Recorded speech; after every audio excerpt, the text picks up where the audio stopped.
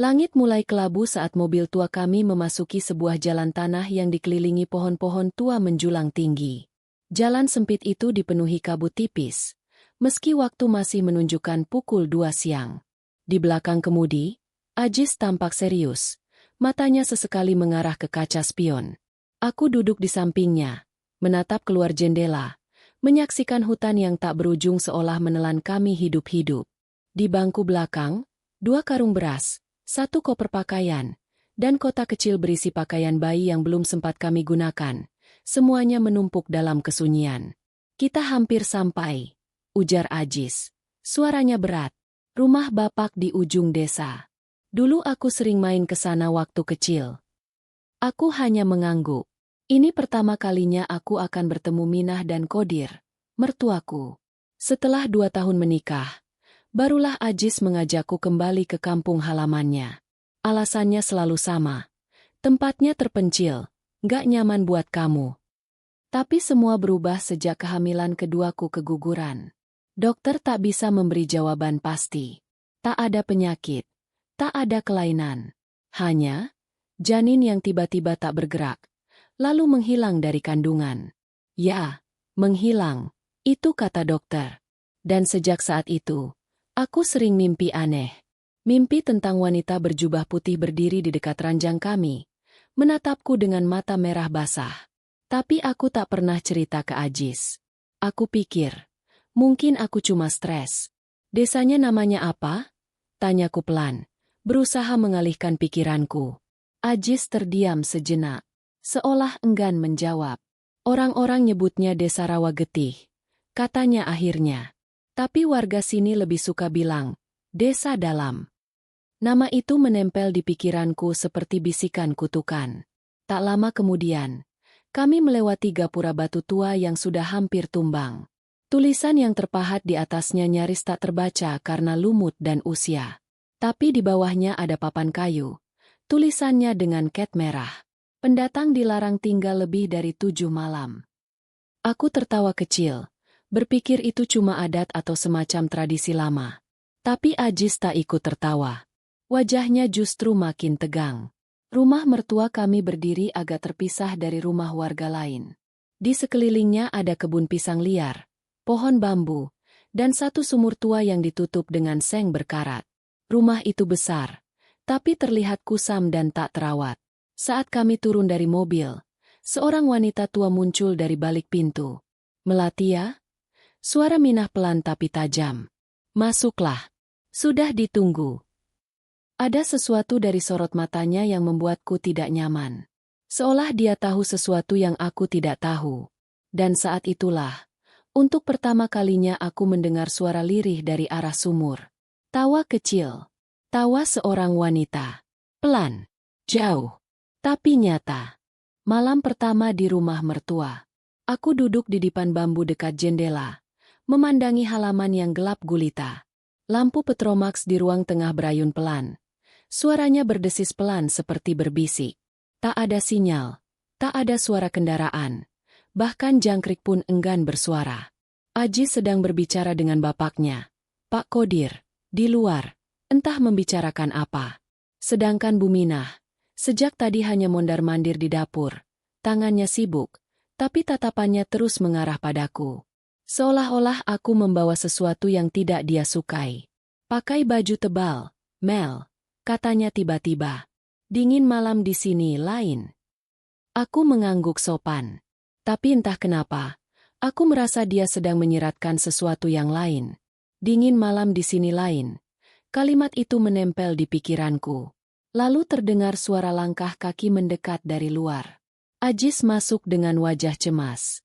Tadi waktu ke kandang, aku dengar suara perempuan nyanyi. Katanya pelan. Tapi nggak ada siapa-siapa. Aku memandangnya, mencoba tertawa kecil. Mungkin perasaanmu aja. Tapi hatiku tak bisa bohong. Karena siang tadi, aku juga dengar suara tawa pelan dari arah sumur. Dan suara itu terlalu nyata. Malam semakin larut. Di kamar, aku mencoba tidur di samping Ajis. Tapi mataku menatap langit-langit yang mulai dipenuhi bayangan. Tiba-tiba, Melati. Suara lirih, tepat di telingaku. Seperti bisikan dari balik dinding. Aku terlonjak. Ajis masih terlelap. Aku bangun, membuka jendela, berharap cuma mimpi buruk. Tapi saat jendela terbuka, aku mencium bau. Bau dah, segar, menyengat.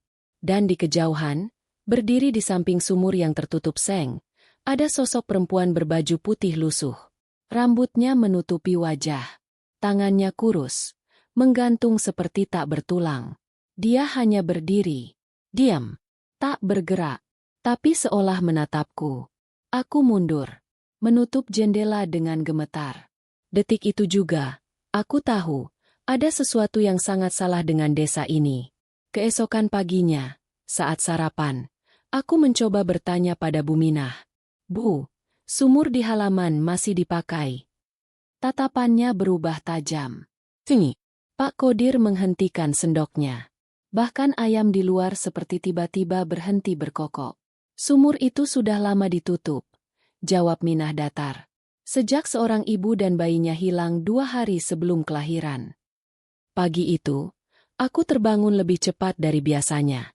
Perasaan gelisah masih menempel sejak malam sebelumnya. Aku meraba perutku secara refleks. Kebiasaan sejak mengandung. Tapi tetap kosong. Sini. Seperti selalu. Aku turun ke dapur, berharap mengalihkan pikiran. Tapi begitu masuk, aku melihat Bu Minah sedang membakar kemenyan sambil menggenggam sesuatu yang aneh. Sebuah bungkusan kain putih. Dia seperti membaca doa atau mantra dalam bahasa yang tak kukenal. Aku terpaku di ambang pintu. Itu untuk apa, Bu? Tanyaku pelan. Bu Minah menoleh perlahan. Matanya tampak kosong. Cuma bersih-bersih aura. Katanya cepat. Udara sini suka bawa penyakit halus. Apalagi buat perempuan muda. Perempuan muda. Kalimat itu menamparku. Apakah dia bicara tentangku? Aku mundur. Memilih keluar rumah. Udara pagi lebih menusuk dari biasanya. Aku berjalan ke arah sumur tua di halaman belakang. Seng penutupnya sudah berkarat, tapi saat ku sentuh, terasa hangat, seolah ada sesuatu di bawah sana yang masih hidup. Lalu aku dengar lagi itu. Tangisan bayi. Lemah, tapi jelas. Aku menahan napas. Jantungku berdebar. Aku tahu itu bukan halusinasi. Itu nyata. Terlalu nyata. Aku berlari masuk, mencari Ajis. Tapi dia sedang tidak ada. Bahkan Pak Kodir pun tidak terlihat. Saat itulah ponselku, yang biasanya mati total di desa ini, tiba-tiba menyala sendiri. Layarnya berkedip, menunjukkan satu notifikasi pesan suara. Melati, anakmu belum waktunya pergi. Dia masih dicari, oleh yang dulu mengambilnya. Aku menjatuhkan ponsel. Suaranya, aku kenal. Itu suara dari mimpiku selama ini. Suara perempuan berbisik yang muncul setiap malam setelah kehilangan anak keduaku. Aku tak kuat lagi. Aku berlari keluar menuju jalan desa. Nafasku terengah. Hingga dari kejauhan, aku melihat seseorang. Hingga, sahabatku. Dia datang tanpa kabar. Muncul di depan rumah seperti diundang oleh sesuatu yang tak kasat mata. Di belakangnya ada Murni, Adi, dan Galih. Kami ngerasa kamu butuh kami, ujar Jingga dengan wajah tegang. Dan, semalam aku mimpi buruk tentang kamu. Tentang bayi kamu, Mel, dan Sumur. Tubuhku lemas. Kamu belum cerita apapun ke kami. Tapi kami tahu. Kami semua mimpi hal yang sama. Dan saat itulah aku sadar. Aku tidak sedang berhalusinasi. Sesuatu yang sangat jahat sedang mengintai. Bukan hanya aku, tapi juga janinku. Kedatangan Jingga, Murni, Adi, dan Galih seperti oase di tengah badai. Walau kami belum sepenuhnya paham apa yang sedang terjadi, aku merasa tidak sendirian lagi. Kami duduk melingkar di ruang belakang. Aroma kayu tua bercampur dengan sisa kemenyan masih menggantung di udara. Kamu yakin suara itu dari sumur? Tanya Adi pelan. Nada suaranya berubah serius. Aku mengangguk. Bukan cuma suara bayi. Tapi aku dengar namaku dipanggil. Bahkan dapat pesan suara aneh. Jingga menatapku dalam-dalam. Mel, semalam kami semua mimpi hal yang sama. Tentang kamu. Kamu berdiri di depan sumur. Darah menetes dari perutmu. Dan di dalam sumur, ada tangan hitam yang meraih. Aku menahan napas. Seketika suasana menjadi mencekam. Murni menggenggam tanganku. Wajahnya pucat. Kita harus cari tahu sejarah desa ini. Ada yang salah. Sangat salah. Tanpa menunggu lebih lama, Adi dan Gali berpura-pura ingin membeli rokok di warung dekat lapangan. Di sana, mereka mencoba membuka obrolan dengan warga lokal. Tak lama kemudian, mereka kembali. Kami tanya-tanya ke warga, kata Gali. Napasnya berat. Tapi semua langsung diam begitu dengar kata, sumur. Ada satu bapak tua, mungkin satu-satunya yang mau bicara, dan dia cuma bilang satu hal. Sumur itu dulu tempat terakhir seorang perempuan hamil ditemukan. Tapi bayinya yang keluar lebih dulu. Rahang Ajis mengeras. Ia akhirnya angkat bicara setelah sebelumnya memilih diam. Dulu waktu aku kecil, ada perempuan hamil yang datang dari luar desa. Suaminya orang sini, tapi dia pendatang. Katanya, dia kerasukan pas hamil besar. Malam-malam dia suka berdiri di pinggir sumur sambil nyanyi lagu aneh. Lalu, suatu malam, dia menghilang. Ditemukan di dalam sumur, tapi bayi di perutnya sudah nggak ada. Aku merinding. Setelah itu, warga tutup sumur itu, lanjut Ajis. Dan, mereka larang perempuan hamil tinggal di sini lebih dari 7 malam. Aku teringat tulisan di papan kayu di gerbang desa. Pendatang dilarang tinggal lebih dari 7 malam. Bukan tradisi. Tapi peringatan. Sekarang kamu ngerti kenapa aku lama nggak mau bawa kamu ke sini. Suara Ajis serak, penuh penyesalan. Tapi kamu maksa. Dan, aku pikir semua itu cuma cerita lama. Tapi bukan cuma cerita. Karena malam itu juga, ketika aku membuka pintu kamar, ada bekas jejak darah menuju arah sumur. Bekas kaki mungil, seperti kaki bayi. Dan di ujung lorong rumah, samar-samar kulihat sosok perempuan mengenakan daster putih, menggendong sesuatu. Hari mulai sore. Langit di atas desa terlihat berat. Seolah menampung hujan yang tak mau tumpah. Udara lebih pengap dari biasanya.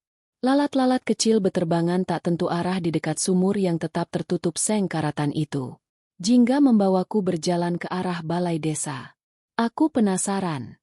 Kenapa penduduk seolah-olah takut dengan kamu, Mel? Katanya sambil menatap ke arah warga yang hanya memandang dari balik tirai. Kami melangkah perlahan. Tapi setiap langkah, ada mata yang mengikuti. Tak ada senyum. Tak ada sapa. Hanya lirikan. Dan desisan pelan yang seperti kutukan. Sudah malam keempat, ya? Tanya Jingga tanpa menoleh. Aku hanya mengangguk. Dan entah kenapa, aku merasa seperti dihitung. Dihitung waktuku. Saat kami berbelok melewati rumah panggung tua di ujung jalan, seorang nenek tua duduk di tangga. Wajahnya penuh keriput, matanya buram, tapi mulutnya bergerak pelan, tanpa suara. Aku mendekat, dan begitu kami melewati depannya. Bukan anakmu yang akan lahir, nak, tapi anaknya dia. Anak si penunggu sumur. Aku berhenti. Jantungku seperti dihentakkan. Saat kutolehkan kepala, nenek itu sudah tak ada. Aku tidur lebih awal. Tapi tubuhku gelisah. Perutku terasa berat. Padahal aku belum terlalu besar. Lalu, aku bermimpi. Tapi terasa nyata. Terlalu nyata. Aku berada di ruang gelap. Di hadapanku, ada tempayan besar dari tanah liat. Air di dalamnya merah. Bayi mengapung. Tubuhnya putih pucat. Matanya terbuka menatapku. Tiba-tiba tempayan itu bergerak. Retak. Pecah. Dari dalamnya keluar sosok perempuan berambut panjang menutup wajah. Perutnya robek menganga. Tapi tetap tersenyum. Menggigit ujung tali pusar bayi itu. Melati 7 malam. Dan dia akan jadi milikku. Aku berteriak. Tapi suaraku lenyap di ruang itu. Saat aku terbangun, tubuhku basah keringat. Tapi yang paling mengejutkan, ada bekas cakaran panjang di bawah perutku. 3 garis merah, menyayat seperti kuku makhluk tajam. Pagi harinya, Bu Minah berdiri di depan kamar. Wajahnya keras. Tapi kali ini, dia berkata pelan. Kamu harus pergi, Melati. Malam ketujuh bukan main-main. Kami pernah kehilangan dan kami tak ingin itu terjadi lagi. Ajis muncul dari belakang. Matanya merah. Ia mendekat dan memelukku. Kita harus pergi, Mel. Malam ini juga. Kita pulang ke kota. Tapi aku hanya bisa berdiri diam. Karena jauh di dalam tubuhku, aku merasa ada sesuatu di dalam rahimku yang bukan lagi milikku. Pagi hari, langit mendung, dan embun belum sempat mengering di dedaunan. Kami memutuskan untuk pergi lebih awal.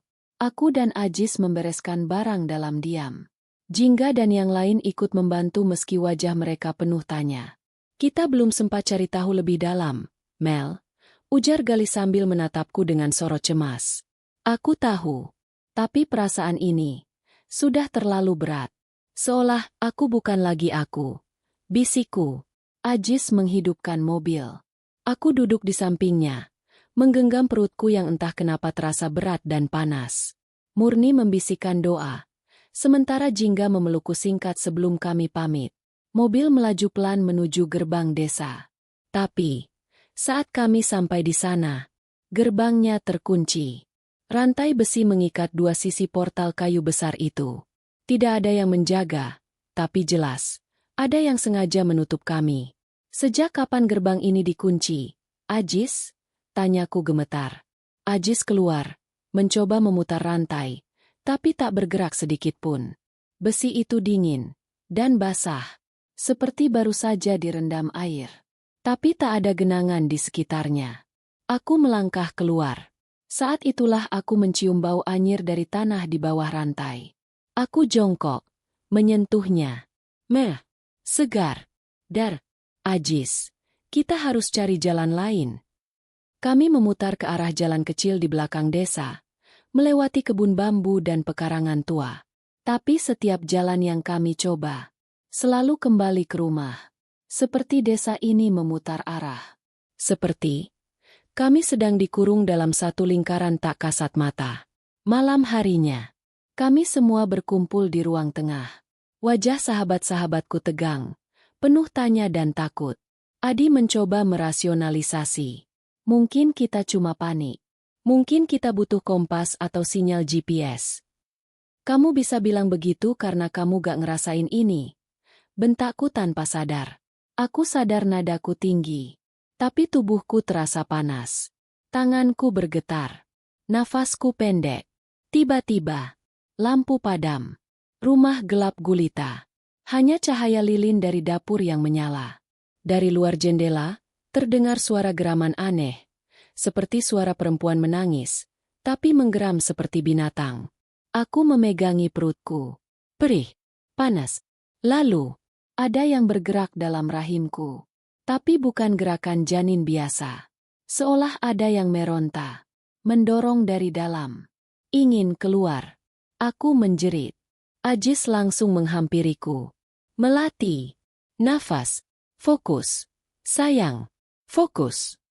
Tapi aku sudah tak bisa mendengar. Suaraku lenyap oleh suara lain. Suara bayi menangis dari dalam perutku sendiri. Setelah malam penuh jeritan dan darah dari perutku yang seperti diremas dari dalam, aku terbangun dalam keadaan lemah. Tapi bukan itu yang paling membuatku takut. Di samping tempat tidurku, ada setangkai bunga melati basah. Bunga kubur. Ajis yang menemukannya pertama kali. Wajahnya tak bisa menyembunyikan ketakutan. Mel, ini bunga mati. Basah seperti baru dicuci. Pakai air dari sumur. Aku langsung mual. Harumnya bukan harum bunga, tapi amis darah. Sore harinya, Jingga dan Murni keluar membeli logistik ke warung di ujung gang. Tapi mereka tak kembali hingga hampir 2 jam. Saat akhirnya muncul, wajah mereka pucat pasi. Mel, warga tahu kamu mau kabur. Bisik Jingga dengan suara tercekat. Kami dikepung pertanyaan. Tapi bukan pertanyaan biasa. Mereka nanya. Sudah berapa malam tinggal di sini? Murni menimpali. Ada satu ibu-ibu yang sempat narik aku. Dia bilang pelan, "Kalau kamu sayang temanmu itu, bawa dia keluar sebelum malam ke-7. Kalau enggak, kami sendiri yang akan usir dia. Atau kami kubur dia di sumur itu." Suasana mendadak senyap. Mereka menganggap aku bawa sial, bisikku. Ajis mengacak rambutnya. Frustrasi. Ini gila. Mereka percaya tahayul, tapi ancamannya nyata. Mereka bukan percaya. Mereka trauma. Ujar Galih pelan. Apa kamu lupa? Ini bukan kejadian pertama. Malam itu, Ajis menyiapkan ransel. Sahabat-sahabatku mulai mencari jalur lain untuk pergi, bahkan mencoba lewat jalan setapak ke arah sungai. Tapi semua usaha terasa sia-sia. Bahkan peta di ponsel tak lagi akurat. Kompas berputar gila. Dan yang paling menyeramkan, setiap malam, rumah semakin penuh aroma busuk. Aroma daging membusuk, darah mengering dan suara-suara berbisik dari dalam sumur. Bukan hanya di luar rumah, tapi dalam mimpiku, dalam kepalaku. Kami semua mendengar ketukan di pintu depan. Pelan, tapi jelas. 1, 2, 3. Ajis menggenggam tangan kiriku, sementara tangan kanannya menggenggam parang yang digantung di dinding rumah mertuanya. Ketika pintu dibuka, tak ada siapa-siapa. Hanya satu benda tergantung di paku pintu. Segulung kain putih. Di dalamnya, darah beku dan potongan ari-ari bayi. Aku pingsan seketika. Melati belum sadar sejak pingsan semalam. Tubuhnya dingin, tapi napasnya tetap. Di pelipisnya, bercucuran keringat seperti habis berlari puluhan kilometer. Aku duduk di sampingnya, menggenggam tangannya erat. "Bertahan, sayang. Kumohon, bertahan." Gumamku sambil menahan air mata. Di luar, angin desa mendesir kencang. Tapi tak ada suara binatang malam. Sini, mati. Galih dan Adi berjaga di ruang tengah. Jingga dan Murni sudah tidur dengan waspada. Rumah mertuaku kini terasa seperti benteng terakhir. Atau mungkin kuburan berjalan. Pagi menjelang. Melati membuka mata. Tapi bukan Melati yang biasanya. Tatapannya kosong. Matanya merah di bagian putih. Bibirnya pucat dan pecah-pecah. Ia duduk perlahan, memegang perutnya yang tampak lebih besar dari sebelumnya. "Sudah, hampir waktunya." Gumamnya dengan suara bukan suaranya. Lebih serak, lebih dalam, seperti suara orang mati. Aku langsung panik. "Mel, kamu kenapa?" "Itu aku, Ajis." Melati menatapku, lalu tertawa pelan. "Bukan kamu yang kupanggil malam-malam dari dalam sumur. Tapi dia, anakku." Tawanya berubah jadi erangan. Tangan kirinya meremas lengan bajuku begitu kuat, hingga kulitku memerah. Tapi bukan itu yang membuatku ingin muntah. Perut Melati bergoyang, bergerak sendiri, seolah ada sesuatu yang mendorong dari dalam, mencoba keluar. Aku tidak tahu aku di mana. Semua gelap. Aku bisa melihat tubuhku sendiri. Tapi seperti dari luar.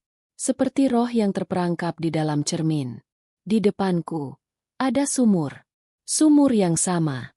Di atasnya berdiri perempuan berpakaian putih. Rambutnya menjuntai sampai tanah. Matanya hitam penuh dendam. "Anakku ditanam. Tapi sekarang anakmu jadi gantinya." Aku berteriak. "Tidak, anakku bukan milikmu." Perempuan itu tersenyum, lalu merentangkan tangannya. 7 malam, Melati. Malam ke-7 tinggal sebentar lagi. Melati muntah darah. Tangannya menggaruk lantai hingga berdarah. Kami semua panik. Galih menahan tubuhnya yang kejang. Sementara Murni membaca ayat suci sambil menangis. Jingga mengambil air zam-zam yang kami bawa dari kota.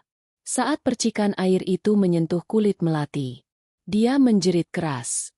Suaranya menggema, lalu berubah menjadi raungan wanita tua. "Kalian tak bisa selamat. Dia sudah kuberi nama. Kalian tak bisa ambil dia dariku." Tiba-tiba lampu padam lagi. Dan dari luar rumah, terdengar suara gendang. Pelan, lambat, seperti irama upacara pemanggilan arwah.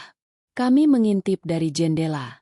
Warga desa, puluhan, berdiri di luar, membawa obor, berdiam, menatap ke arah rumah. Dan di tengah mereka, berdiri mertuaku, Buminah dan Pak Kodir. Aku terbangun dengan tubuh lemas. Suara-suara aneh dari mimpiku masih bergema. Tangisan bayi, suara perempuan tua, dan bisikan tentang pengorbanan. Tapi yang paling membekas adalah satu kalimat yang terus berulang. Kamu bukan yang pertama dan bukan yang terakhir. Ajis memelukku begitu aku membuka mata. Di belakangnya, Jingga dan Murni duduk tegang. Wajah mereka pucat. Mereka datang semalam. Perga. Puluhan. Tapi mereka tidak masuk. Hanya menatap kita. Bisik Ajis. Dan orang tuamu. Mereka ikut berdiri bersama warga itu.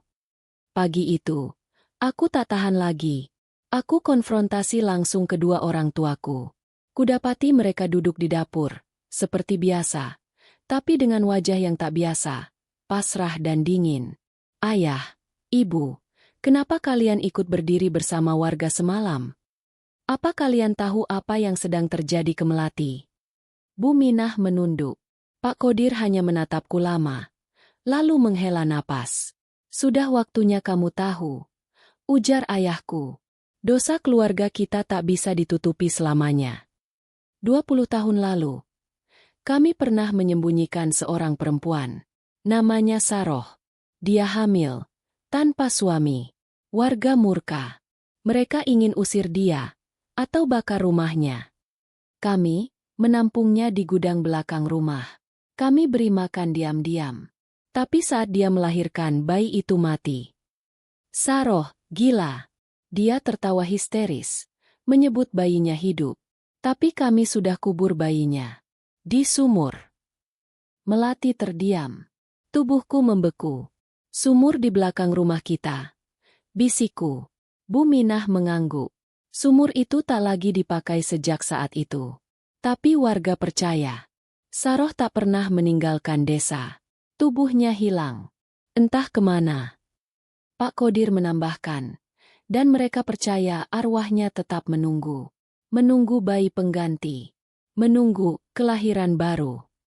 Dan anak kami jadi target. Teriak Ajis marah. Karena kalian menikah dan pulang ke sini. Pada malam ke-7 bulan ke-7. Waktu keramat. Waktu yang dulu juga terjadi saat Saroh kehilangan bayinya.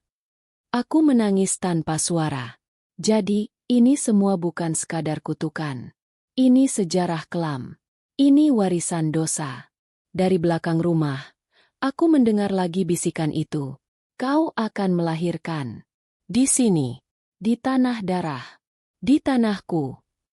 Dan malam mulai turun. Malam ke-7. Malam terakhir. Malam pemilihan. Langit malam itu hitam legam. Tanpa bintang. Seperti tirai kematian. Udara terasa lebih dingin. Menusuk tulang. Tubuhku menggigil meskipun selimut membungkus erat. Di dalam perutku, bayiku terus bergerak liar. Seperti gelisah. Atau menolak sesuatu. Mel, kamu harus kuat. Kita bisa lewati ini. Bisik Ajis sambil menggenggam tanganku.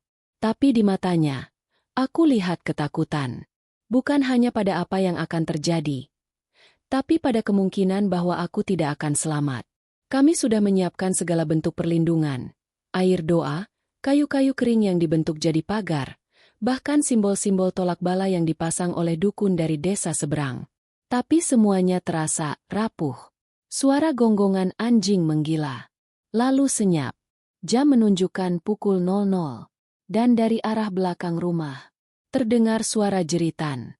Bukan satu, tapi banyak. Campuran tangis bayi dan tawa perempuan. Dia datang. Ujar Murni pelan sambil bergetar. Aku mendengar suara langkah dari loteng.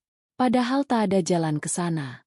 Ketika aku menengok ke atas, debu-debu berjatuhan. Seperti ada yang menyeret kakinya di sana.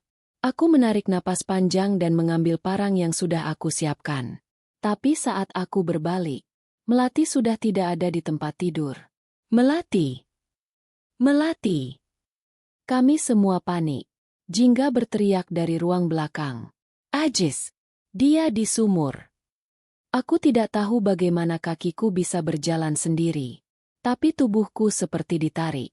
Aku sadar, tapi aku tak bisa melawan.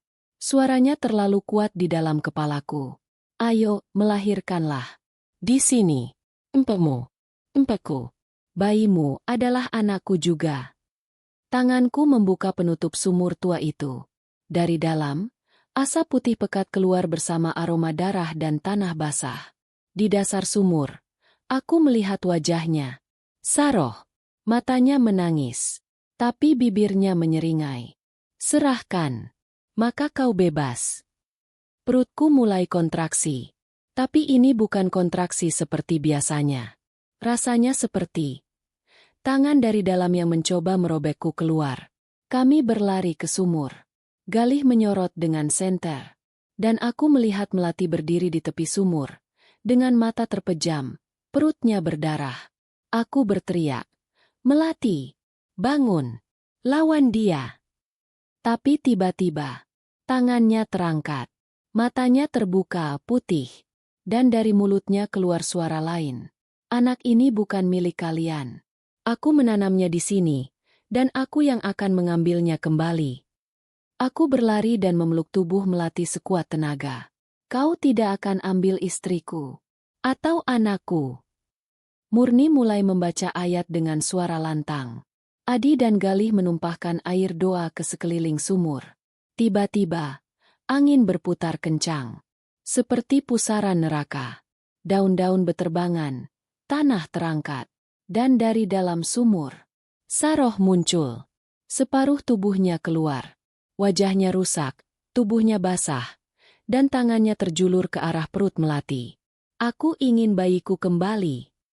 Dalam pikiranku, aku melihatnya berdiri di depanku. Aku tahu kau menderita. Tapi anakku bukan balas dendammu. Aku bukan kau. Tanganku gemetar. Tapi dari dalam hatiku, aku berteriak keras. Aku bukan korbanmu. Dan saat itu juga, cahaya terang membuncah dari tubuhku. Seperti ledakan putih yang menghantam wajah Saroh. Dia menjerit. Tubuhnya runtuh. Dan sumur kembali tenang. Dan saat kami semua berlari menghampirinya, Melati jatuh tak sadarkan diri. Darah menggenang di bawah tubuhnya. Tubuhnya dingin, tapi perutnya masih bergerak. Kami semua membeku. Dia akan melahirkan, teriak Jingga panik. Tapi, di sini, di depan sumur, aku mengangkat tubuh Melati dan membawanya masuk rumah. Setiap langkah terasa berat, bukan karena fisik, tapi karena ketakutan akan apa yang akan keluar dari perut istriku. Kami baringkan Melati di atas tikar di ruang tengah. Udara terasa sesak. Tak ada suara selain napas berat dan isak tangis kami. Murni mengambil air hangat. Adi mengelap wajah Melati. Galih berdiri di pintu sambil berjaga. Lalu tiba-tiba, Melati terbangun. Matanya terbuka. Tapi kali ini, aku tahu, itu benar-benar Melati. Tolong aku, bisiknya lirih. Tolong selamatkan anakku. Tangis kami pecah. Ia sadar. Tapi waktu hampir habis. Rasa sakit itu, seperti neraka menyobek perutku dari dalam. Tapi aku tidak boleh pingsan. Aku ingin melihat wajah anakku. Aku ingin tahu bahwa dia milikku, bukan milik Saroh. Tanganku menggenggam tangan Ajis sekuat-kuatnya. Kalau aku mati, jaga dia, Jis. Jangan biarkan dia diambil. Ajis mencium keningku sambil menangis. Kita semua akan bertahan. Kita semua akan selamat. Kontraksi makin parah. Kami semua gugup. Tak ada bidan. Tak ada dokter. Hanya doa dan keberanian yang tersisa. Tiba-tiba, lampu padam. Lagi. Dan dari luar, terdengar suara ketukan. Duk, duk, duk. 3 ketukan. Di jendela depan. Jangan buka apapun. Teriak Galih dari pintu. Itu bukan orang. Ketukan itu pindah. Ke jendela samping. Lalu ke belakang. Seperti ada sesuatu yang mengelilingi rumah. Menunggu. Menuntut. Tiba-tiba, Melati menjerit. Endeng. Darah mengalir lebih deras. Tapi, di sela jeritannya, terdengar suara lain. Tangisan bayi. Dia lahir. Bayinya lahir. Teriak Murni. Aku menyambut bayi itu dengan tangan bergetar. Kecil. Kecil. Tapi, hidup. Putra kami lahir. Tangisnya memecah keheningan. Tapi saat aku menoleh ke arah Melati, dia pingsan. Nafasnya melemah. Dan, di atas tubuhnya, kulihat asap hitam mengepul dari arah sumur. Menyusup masuk dari celah-celah lantai. Belum selesai. Belum selesai. Kami pikir semuanya berakhir setelah bayi itu lahir. Tapi justru itulah awalnya. Sesuatu masih menginginkan anak itu. Dan sekarang, roh itu tidak lagi bersembunyi. Ia akan datang langsung. Malam ini, aku membuka mata perlahan. Pandanganku buram. Tapi aku tahu aku masih hidup. Suara tangisan bayi terdengar.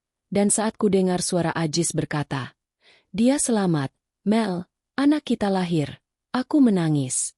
Tangisku lirih, tapi penuh syukur.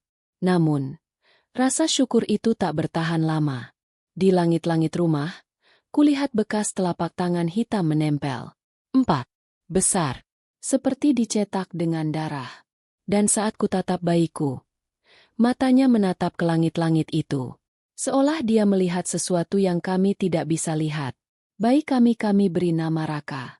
Tapi sejak dia lahir, suasana rumah berubah. Udara makin berat.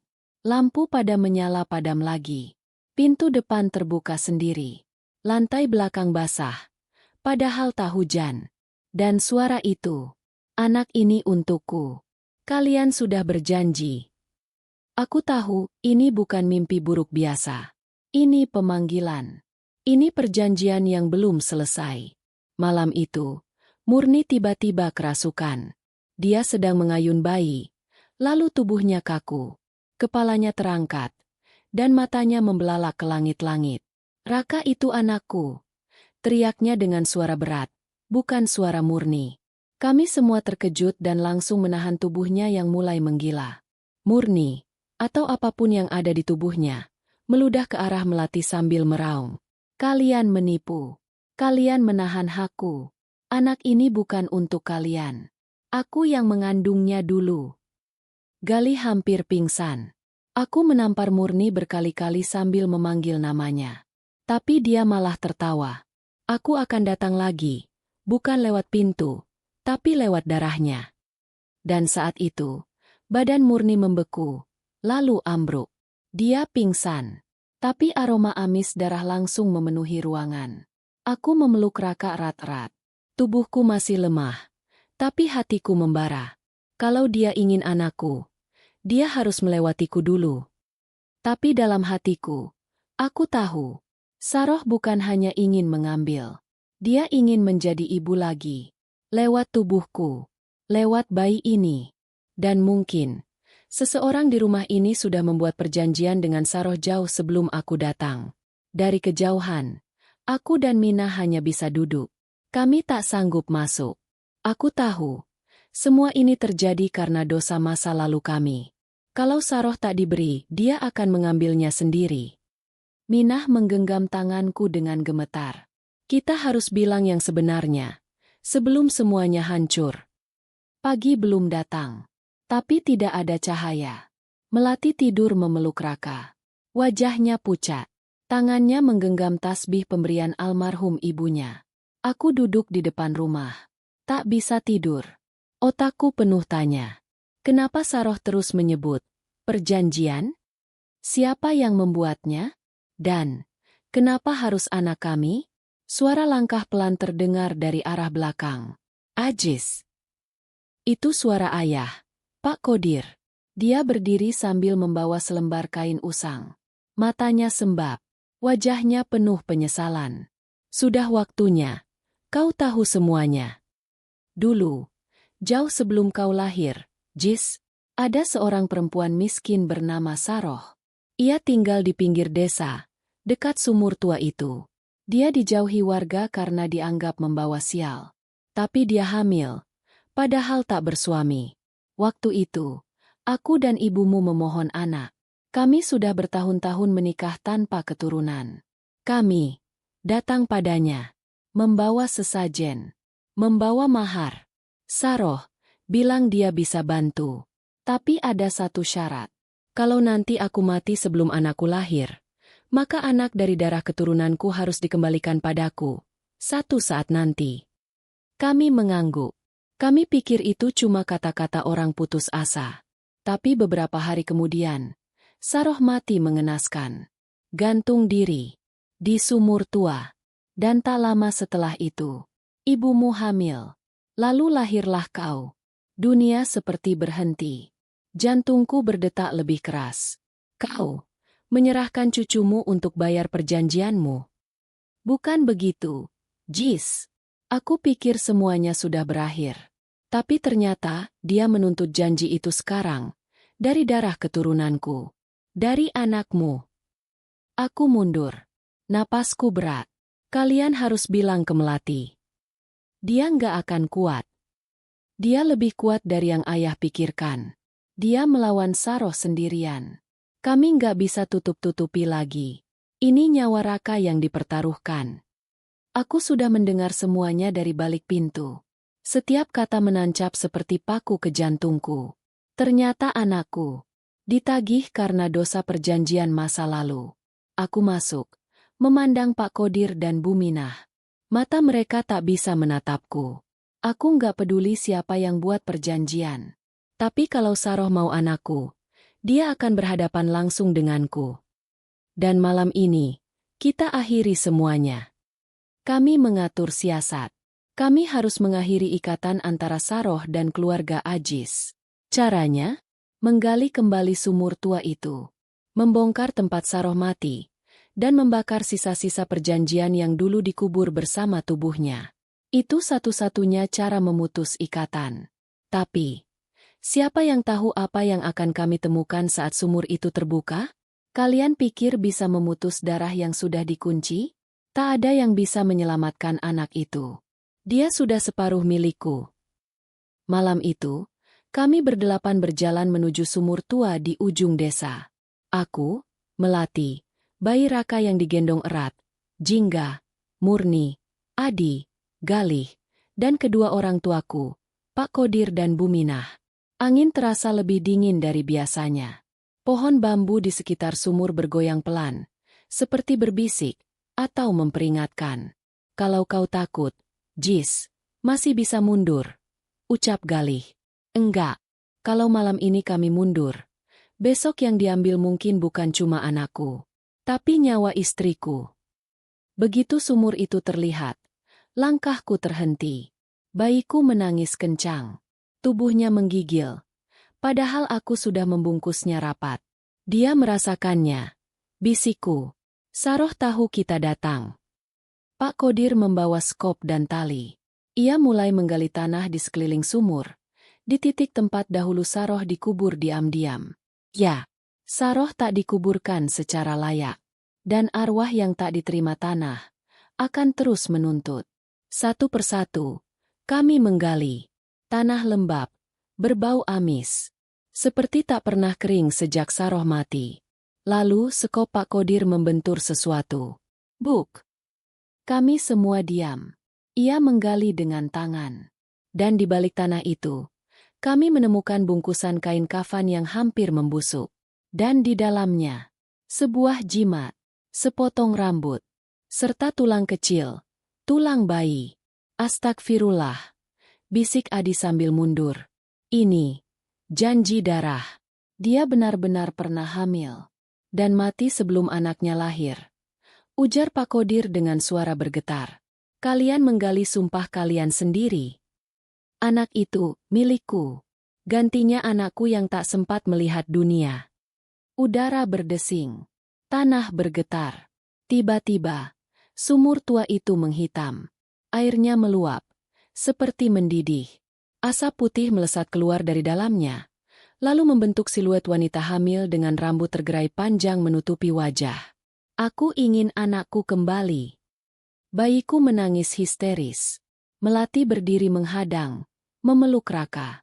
Kau bukan ibunya. Aku yang mengandungnya.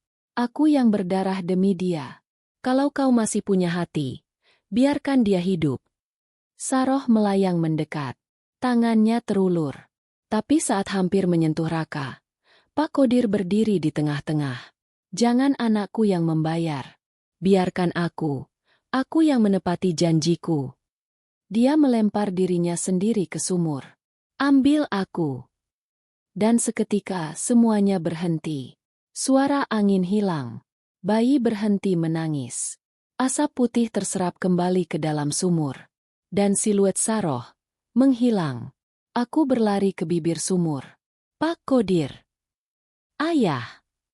Tapi hanya gema hening yang terdengar. Tak ada tubuh. Tak ada suara. Dia mengorbankan dirinya sendiri. Kami menutup sumur itu dengan tanah dan batu besar. Lalu membuat sesajen dan membacakan doa-doa semalaman. Tapi kami tahu, setiap pengampunan di dunia gaib butuh tumbal. Dan Pak Kodir telah memilih menggantikan Raka. Malam itu, untuk pertama kalinya dalam berhari-hari, aku bisa tidur memeluk Raka tanpa rasa takut. Tapi dalam mimpiku, aku melihat Saroh duduk di tepi sumur, menggendong seorang bayi kecil yang tidak menangis. Sekarang aku sudah tenang, katanya sambil menatapku. Tapi ingat, Melati, dosa yang ditanam akan tumbuh di generasi berikutnya, jika tak dijaga. Sudah seminggu sejak malam di sumur tua itu. Langit desa tampak lebih cerah. Angin tak lagi membawa bisikan. Bayi kami, Raka, kini tidur lebih tenang. Tapi aku, tidak. Setiap malam, aku masih terbangun dengan keringat dingin. Masih bisa merasakan tangan dingin Saroh yang nyaris menyentuh anakku. Masih bisa mendengar jeritan terakhir Pak Kodir sebelum tubuhnya lenyap dalam sumur itu. Ambil aku. Kata-kata itu menghantui. Kuburan ayah hanya simbol. Tak ada jenazah. Tak ada tubuh. Kami hanya menanam batu nisan kosong di bawah pohon besar dekat sawah. Ibu, Bu Minah, sejak malam itu tak pernah bicara sepatah kata pun. Dia hanya duduk di beranda, memeluk sajadah, dan sesekali memandangi kursi kosong yang dulu biasa ayah duduki. Apa semua ini sepadan? Tanyaku dalam hati. Ayah menebus dosa dengan nyawanya. Tapi luka yang ditinggalkan terlalu dalam. Kami semua kembali ke rutinitas. Tapi tak ada yang benar-benar sama. Murni sering melamun, seolah masih menyimpan sisa dari kerasukan itu. Galih jarang bicara. Adi pulang ke kota dan belum kembali sejak saat itu. Aku tahu, kadang, horor yang paling menakutkan bukan yang menampakkan diri, tapi yang diam-diam tinggal di dalam dada. Aku duduk di dekat Raka yang tertidur di ayunan bambu. Matanya tenang, pipinya merah muda. Seperti tak pernah tahu betapa gelap dunia yang menyambutnya saat lahir dulu. Nak, kalau kau sudah besar nanti, dan kau bertanya tentang kakekmu, aku akan bilang kalau dia adalah laki-laki yang paling berani di dunia. Dia pergi bukan karena menyerah, tapi karena memilih menyelamatkanmu. Aku tahu ini semua salahku dan Kodir. Kami yang menyentuh dunia yang seharusnya tidak disentuh. Kami yang menanam janji di tanah kematian. Dan kini, aku tinggal sendiri menanggung semuanya. Tapi setiap kali melihat Raka tertawa, aku percaya, mungkin Tuhan masih memberiku kesempatan menebus semuanya dengan menjaga generasi selanjutnya. Aku menyimpan jimat yang dulu ditemukan di kafan Saroh. Bukan sebagai kenangan, tapi sebagai peringatan. Perjanjian dengan dunia gaib tak pernah benar-benar hilang. Hanya ditunda. Dan aku bersumpah, tidak akan ada lagi perjanjian. Tidak akan ada lagi kutukan. Aku akan jaga Raka sampai napas terakhirku. Sudah hampir 2 minggu sejak malam itu. Raka tumbuh cepat. Terlalu cepat. Matanya mulai bisa mengikuti cahaya. Tapi kadang ia menatap ke arah yang kosong, terlalu lama. Kadang ia tertawa sendiri, menatap langit-langit. Kadang menangis hebat, padahal tak ada apa-apa. Aku tahu bayi memang begitu. Tapi ini berbeda.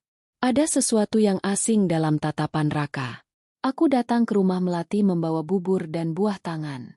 Tapi begitu aku duduk di ruang tamu, aku merasa seperti diawasi. Kamu sering begini sejak kapan? Tanyaku. Melati menarik napas panjang. Sejak Raka mulai menatap ke sudut-sudut gelap rumah. Aku ikut bergabung malam itu. Aku membawa sebuah boneka bayi pemberian nenekku. Katanya bisa menenangkan bayi yang sering diganggu. Tapi begitu boneka itu diletakkan di dekat Raka, bayi itu menangis kencang, seolah menolak. Jingga cepat-cepat mengangkat boneka itu. Dia nggak suka. Ucapnya pelan.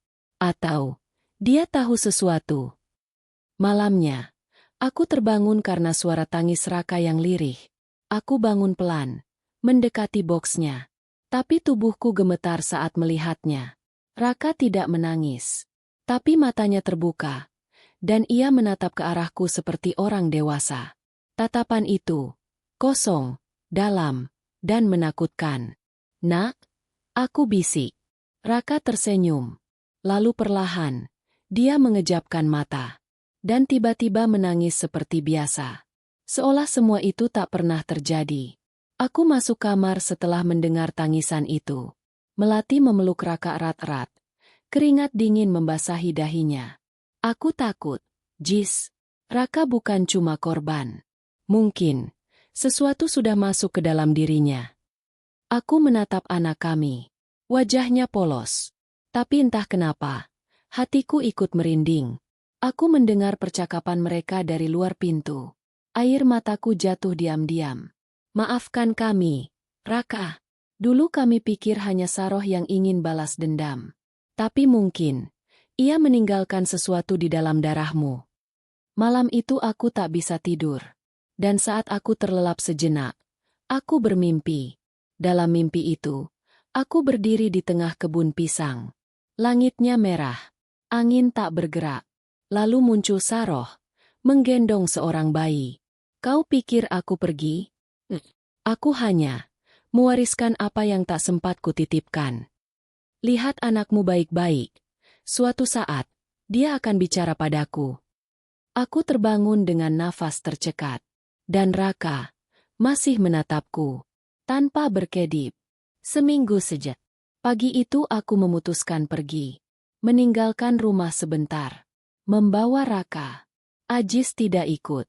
Dia masih tak percaya sepenuhnya bahwa ada yang aneh dengan anak kami. Tapi hatiku tidak bisa lagi menyangkal. Aku nggak peduli kalau aku dikira gila. Tapi aku ibu. Dan aku tahu, ada yang salah. Aku menemani Melati. Kami pergi ke desa sebelah. Ada seorang perempuan tua yang dikenal sebagai Mak Atik. Dukun bayi dan penjaga garis keturunan leluhur. Desanya jauh dari keramaian.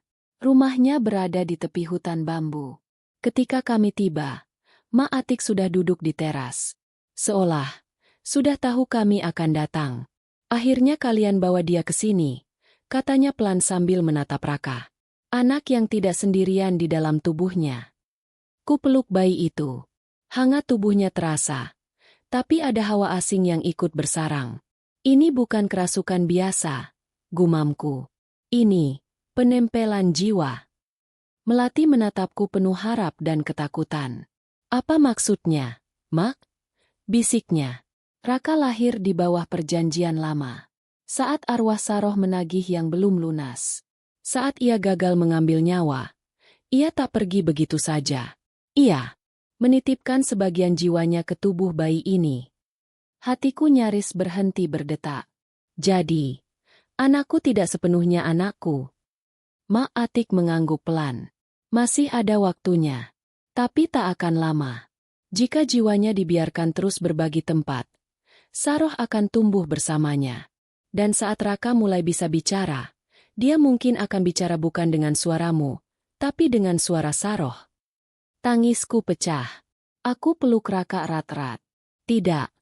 Aku gak mau kehilangan anakku. Sekali lagi, tidak. Kami bertiga duduk berjam-jam. Mak Atik membacakan doa-doa, menyelimuti Raka dengan kain putih yang dibakar kemenyan. Tapi kemudian, ia terdiam. Wajahnya pucat, bibirnya bergetar. Dia sudah mulai mengingat, bisiknya. Arwah itu Dia tidak tidur. Dia mengamati. Dan sebentar lagi, dia akan meminta lebih. Sore itu kami pulang dengan hati berat. Mak Atik memberi kami satu pesan. Kalian harus memilih. Ikat jiwa itu sekarang, atau bersiap kehilangan anakmu sepenuhnya saat malam bulan mati tiba. Ada satu cara, tapi butuh keberanian. Dan mungkin, pengorbanan lagi. Langkahku goyah saat pulang, tapi hatiku sudah bulat. Kalau harus ada yang dikorbankan, maka kali ini, bukan anakku, tapi aku. Aku duduk bersila di kamar kosong, hanya diterangi lampu minyak dan asap kemenyan. Di depanku, Raka dibaringkan dalam ayunan kecil. Jingga ada di sampingku, menggenggam tanganku yang gemetar. Kamu yakin, Lat? Bisiknya. Dia anakku, Jing. Kalau aku harus kehilangan diri sendiri, aku rela. Asal bukan dia. Awalnya aku menolak keras ide ini. Ritual, kemenyan, mantra-mantra, semua ini tak masuk di akalku. Tapi saat aku menatap mata Melati, aku sadar, dia tidak sedang nekat. Dia sedang melindungi. Apa yang harus aku lakukan? Tanyaku pelan, menyerah. Jaga kami. Sampai selesai. Jawab Melati sambil menatap api kecil di depannya. Ritual ini bukan main-main. Ini bukan sekadar pengusiran, tapi pengikatan. Kami tidak bisa mengusir Saroh, tapi kami bisa mengurungnya. Saroh adalah jiwa yang ditolak bumi. Tak bisa dilenyapkan, tapi bisa dikunci, asal ada pengorbanan yang cukup kuat. Melati sudah siap. Tubuhku mulai panas saat mantra dibacakan. Mataku mulai buram. Tapi aku tetap tatap wajah kecil Raka. Ia menangis lirih. Lalu mendadak diam. Matanya terbuka. Dan untuk pertama kalinya, ia bicara. Tapi bukan dengan suara bayi. Kau kira kau bisa menahanku di dalam tubuh ini? Suaranya serak, berat, suara seorang wanita dewasa. Tanganku bergetar. Pergi, Saroh. Jangan rebut anakku. Dia sudah bukan milikmu. Aku tekan mantra itu di dadaku. Ritual mulai mengguncang ruangan. Angin muncul dari arah yang tak terlihat. Lampu minyak bergoyang, nyaris padam. Jika ikatannya tak sempurna, jiwanya akan pecah, seruku. Melati menggigit bibirnya menahan sakit. Dari ujung rambutnya, peluh mengalir seperti hujan. Lalu, aku melihatnya. Sosok Saroh, berdiri di pojok ruangan. Mengenakan kain putih kotor. Rambutnya terurai panjang. Wajahnya rusak. Matanya penuh dendam. Aku ingin anakku kembali. Bukan mereka. Aku kehilangan. Aku cuma ingin menggantikan. Air mata mengalir di pipiku. Di luar semua teror ini, aku melihat seorang ibu yang kehilangan. Kau salah, Saroh. Kau memang kehilangan, tapi tidak bisa menukar nyawa dengan nyawa. Kalau kau butuh tempat, masuklah ke aku, bukan anakku. Itu adalah keputusan yang berat. Melati, jangan, seruku. Tapi semuanya sudah terlambat. Melati menggenggam jimat pengikat itu, dan menempelkannya ke dadanya sendiri. Tubuhnya tersentak, dan Raka menangis keras, lalu tertidur. Melati jatuh pingsan. Wajahnya pucat, tapi Raka tertidur dengan damai untuk pertama kalinya. Kami tak tahu apa yang sebenarnya terjadi di dalam jiwanya. Tapi aku tahu, istriku telah menggantikan tempat anak kami. Dan malam itu, untuk pertama kalinya, rumah kami sunyi. Tapi bukan sunyi yang menakutkan. Sunyi yang menyimpan rahasia. Sudah seminggu sejak ritual itu. Raka tumbuh normal. Tidur nyenyak. Tersenyum setiap pagi. Tapi aku mulai merasa seperti bukan diriku sendiri. Ada suara kecil di dalam kepala. Bukan suara hatiku, tapi suara lain. Perempuan. Menangis lalu tertawa. Melati tampak berbeda. Bukan secara fisik, tapi caranya memandangi sesuatu. Caranya duduk terlalu lama dalam diam. Atau tertawa kecil saat tidak ada yang lucu. Suatu malam, Aku bangun dan tidak menemukannya di tempat tidur. Aku menyusul ke ruang tengah. Lat, kamu ngapain? Dia berdiri di depan jendela, menyanyi pelan, lagu yang tidak pernah kudengar. Aku cuma mengingat masa lalu, katanya, masih membelakangiku. Dan saat ia menoleh, ada sesuatu di matanya. Sesuatu yang bukan Melati. Kami datang menjenguk. Melati terlihat sehat. Tapi aku tahu, ada aura yang berbeda. Sesuatu yang dingin. Aku sering bermimpi, Jing, katanya sambil menimang Raka. Di mimpi itu aku berdiri di sumur. Di bawahnya, ada bayi menangis. Tapi aku tak bisa menolong. Itu cuma mimpi, Lat. Jawabku pelan. Dia menatapku, tersenyum samar. Atau mungkin, kenangan yang belum selesai. Aku mulai khawatir. Jingga juga. Kami mengajak Melati bicara baik-baik. Tapi reaksinya aneh. Dia tertawa. Kenapa kalian takut padaku? Bukankah seharusnya kalian berterima kasih? Karena aku menyelamatkan anak ini dengan tubuhku. Itu bukan Melati yang kami kenal. Itu seperti Melati dan seseorang lain yang berbicara bersamaan. Aku menemui Ma Atik lagi. Kau harus bantu aku. Ma, aku takut kehilangan dia. Ma Atik hanya menghela napas panjang. Ikatan jiwa seperti ini tidak bisa dilepas semudah mengusir setan.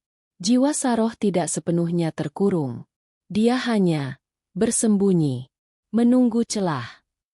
Dan kalau Melati melemah, Saroh akan mengambil alih. Malam itu aku duduk sendiri. Raka tertidur di pelukanku. Aku menatap wajah kecilnya, mencoba mengingat perasaan bahagia yang dulu begitu kuat. Tapi sekarang, seperti ada kabut di dalam hatiku. Dan suara itu kembali terdengar. Kau janji padaku. Kau terima aku. Kau bukakan pintu. Jadi biarkan aku hidup lagi. Air mataku mengalir. Tidak, jangan ambil aku. Jangan rampas anakku. Tapi tubuhku dingin. Nafasku tercekat. Dan cermin di hadapanku menampilkan bayangan yang bukan aku.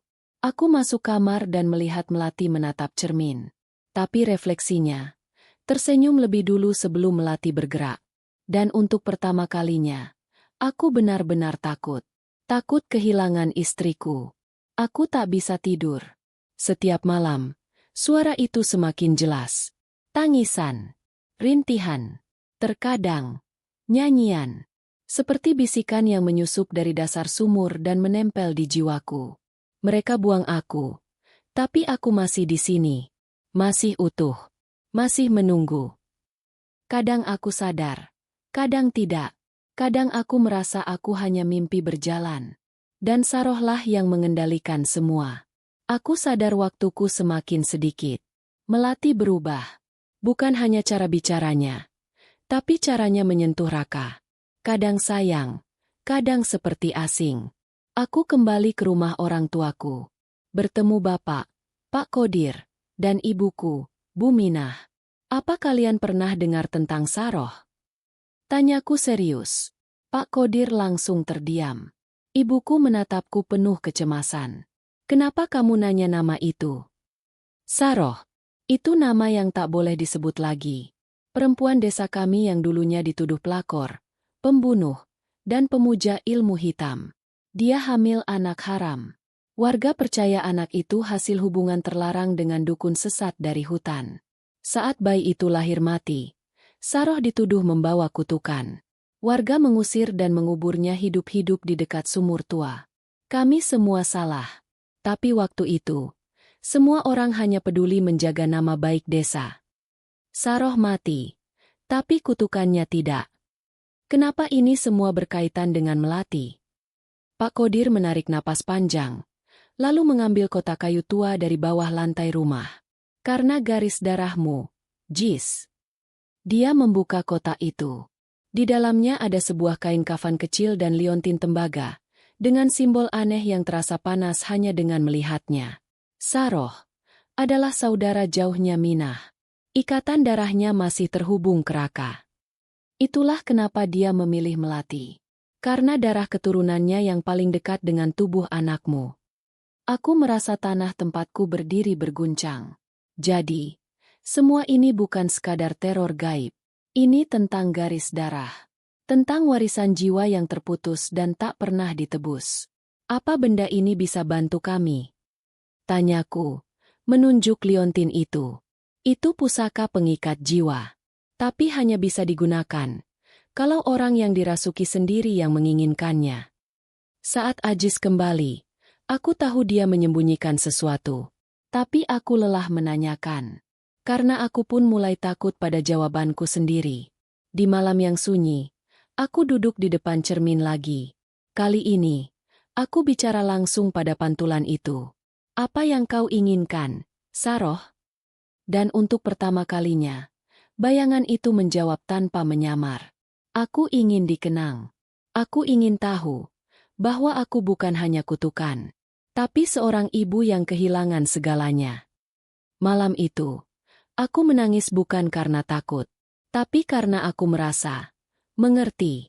Dan saat aku memeluk Raka, aku berbisik, kalau kau memang ibu, maka kau tahu, tak ada ibu yang tega mengorbankan anak lain. Bahkan demi anaknya sendiri. Aku duduk sendiri di ruang tengah malam itu. Semua lampu mati. Ajis tertidur, memeluk Raka yang tak rewel malam ini. Aku duduk bersila, menggenggam liontin tua yang Ajis serahkan padaku. Katanya ini pusaka pengikat jiwa. Tapi aku tak ingin mengikat lagi. Aku ingin bicara. Aku ingin tahu, siapa sebenarnya Saroh? Kalau kau masih ada di sini, temui aku, bisikku.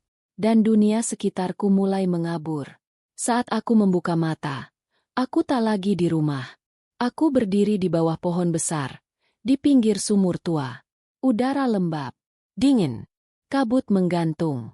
Di sana, duduklah sosok perempuan berbaju putih. Rambutnya panjang menjuntai menutupi wajah. Saroh. Perempuan itu menoleh perlahan. Wajahnya pucat, tapi matanya penuh luka. Kenapa kau memanggilku? Karena aku ingin tahu, kenapa kau memilih tubuhku? Kenapa anakku? Saroh berdiri, suaranya lirih tapi penuh amarah. Karena dunia mencuriku, dan anakmu punya semua yang diambil dariku. Aku hamil karena cinta yang dikhianati. Laki-laki itu berjanji menikahi, tapi dia lari.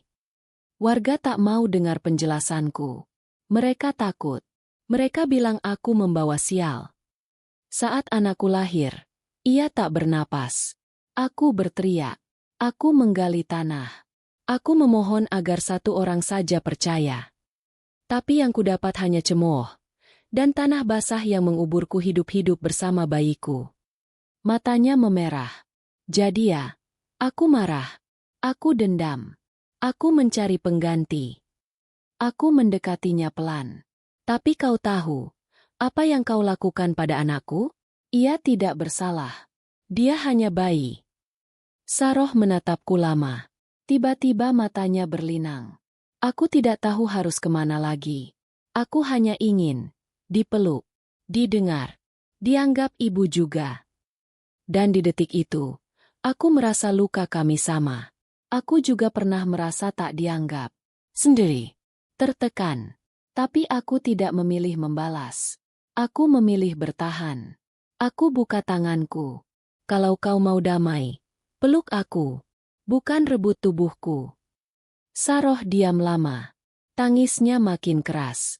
Lalu perlahan, ia berjalan ke arahku. Dan untuk pertama kalinya, arwah itu memelukku. Bukan untuk merasuk. Bukan untuk menguasai, tapi untuk berpamitan. Terima kasih, karena kau mau mendengarku. Aku terbangun mendadak. Raka menangis. Tapi tangis itu bukan jeritan. Tangis normal. Tangis bayi. Aku lari ke ruang tengah dan melihat Melati masih duduk bersila. Tapi tubuhnya lemas. Matanya basah. Lat. Dia menoleh. Senyum tipis. Lemah. Tapi itu Melati. Hanya Melati. Dia sudah pergi. Bisiknya pelan. Aku datang dan merasakan udara rumah itu berbeda. Sudah bersih, kataku. Tapi tidak semua orang bisa lakukan itu. Melati menyelamatkan jiwa, bukan dengan kekuatan, tapi dengan hati seorang ibu. Sudah 3 hari sejak malam itu. Aku mulai tidur lebih nyenyak. Suara-suara itu hilang. Raka ceria. Ajis tenang. Tapi di sudut hatiku, ada ruang kosong. Seperti kepergian seseorang yang pernah singgah begitu lama. Aku pikir semua sudah selesai. Tapi pagi itu, saat membersihkan kebun belakang, aku menemukan sebuah kain kafan kecil tergantung di pagar bambu. Bersih. Baru. Tapi tak mungkin ada yang meletakkannya di sana tanpa kami tahu. Aku serahkan kain itu ke Melati. Di dalamnya, terselip selembar kertas kuno, rapuh, bertuliskan tangan. Jika dunia tak bisa memberi tempat untuk luka lama, maka luka itu akan terus mencari tubuh baru. Kalimat itu mengguncangku. Saroh sudah pergi. Tapi pesan ini bukan hanya tentang dia. Ini tentang semua perempuan yang dibungkam, dikubur tanpa suara. Aku tahu, aku tidak bisa diam. Ajis, aku ingin ke sumur itu. Lat, buat apa? Bukannya lebih baik kita lupakan semua ini? Tidak, kita harus menceritakan kisahnya. Agar tak ada lagi Saroh yang lahir dari luka yang sama. Kami ikut ke sumur tua itu. Aku, Melati, Ajis, Murni, Galih, dan Adi. Di sana, Melati berdiri di tepiannya, membawa seikat bunga dan liontin yang dulu digunakan Ajis. Ini untukmu, Saroh. Aku tidak tahu apakah arwahmu masih di sini atau sudah damai. Tapi aku berjanji, ceritamu tidak akan hilang. Kami akan mengingatmu, bukan sebagai hantu, tapi sebagai ibu yang dikhianati. Melati melempar bunga dan liontin ke dalam sumur. Dan saat itu juga, angin berhembus lembut. Bukan dingin, tapi hangat. Seolah alam pun menyetujui. Malam itu, Melati duduk menulis sesuatu. Ini apa? Tanyaku sambil menggendong Raka. Catatan. Kisah Saroh. Aku akan kirim ke koran desa. Biar orang-orang tahu bahwa ada luka yang pernah mereka kubur di sini. Aku menatapnya lama. Kamu kuat, Lat? Dia tersenyum. Tapi aku tahu senyumnya kali ini bukan karena bahagia. Melainkan karena ia telah memilih untuk mengingat, bukan melupakan. Beberapa minggu kemudian, sebuah batu nisan kecil didirikan di dekat sumur. Tanpa nama, tapi di atasnya tertulis, untuk yang pernah dikubur tanpa suara. Kini, dunia mendengarkanmu. Saroh tak pernah benar-benar pergi. Ia tinggal sebagai pelajaran, sebagai peringatan. Karena ketika kita menolak mendengar jerit perempuan yang terluka, maka suara itu akan kembali. Entah sebagai tangisan, atau sebagai teror. Tapi kali ini, aku harap, cukup satu Saroh saja di dunia ini. Tak perlu 2. 3 bulan telah berlalu sejak malam itu. Sejak Saroh berpamitan. Sejak aku menulis kisahnya. Banyak yang berubah. Tapi juga, banyak yang justru lebih terasa berarti. Aku tidak lagi melihat bayangan di cermin. Tidak mendengar tangisan dari balik dinding. Rumah kami, kini tenang. Tapi setiap kali aku menatap Raka, aku selalu ingat, ada satu ibu lain yang tak sempat membesarkan anaknya. Dan melalui anakku, mungkin dia pernah merasakan hangatnya menjadi ibu, walau hanya sebentar. Melati sudah kembali seperti dulu. Tapi juga tidak. Ada keteguhan dalam dirinya. Seperti tanah yang pernah retak. Tapi kini mengeras membentuk pijakan baru. Dia menulis banyak. Bukan hanya kisah Saroh, tapi juga kisah-kisah perempuan lain yang pernah ia dengar, dan yang pernah dibungkam. Aku ingin orang tahu, Jis, bahwa luka batin juga bisa menjadi setan paling nyata. Dan aku tahu, tidak ada lagi yang bisa menghentikannya sekarang. Sejak kisah Saroh terbit di buletin desa, banyak warga mulai berdatangan ke sumur itu. Bukan untuk membuang kembang 7 rupa atau sesajen, tapi untuk berdoa. Beberapa bahkan menangis di depan batu nisan kecil itu. Kami dulu diam, kata salah satu nenek tua. Tapi sekarang, kami dengar. Melati jadi panutan. Bukan karena dia bisa lawan hantu, tapi karena dia bisa memaafkan luka yang tidak dia buat. Dia tidak mengusir arwah. Dia mengobrol dengannya. Hari ini ulang tahun Raka yang pertama. Ajis menyiapkan kue kecil. Jingga dan Galih datang bawa balon. Murni datang dengan baju kuning cerah. Adi malah sibuk foto-foto buat dokumentasi. Katanya, siapa tahu nanti kisah ini difilmkan. Kami tertawa. Kami bahagia. Dan saat semua sedang riuh, aku berdiri sebentar menatap keluar jendela. Angin bertiup pelan. Dan di bawah pohon dekat sumur, aku melihat siluet perempuan berpakaian putih. Diam, tapi tersenyum. Aku tersenyum balik. Terima kasih, Saroh, karena pernah mempercayai tubuhku sebagai tempatmu bercerita. Kisah ini bukan hanya tentang Melati dan arwah penasaran, tapi tentang bagaimana dendam bisa tumbuh dari luka yang tidak pernah diobati. Tentang bagaimana kasih seorang ibu bisa menembus batas alam. Dan tentang satu perempuan yang memilih untuk tidak takut, tapi mendengarkan. Karena terkadang, yang dibutuhkan arwah bukan pengusiran, tapi pengakuan. Papan penanda tamat.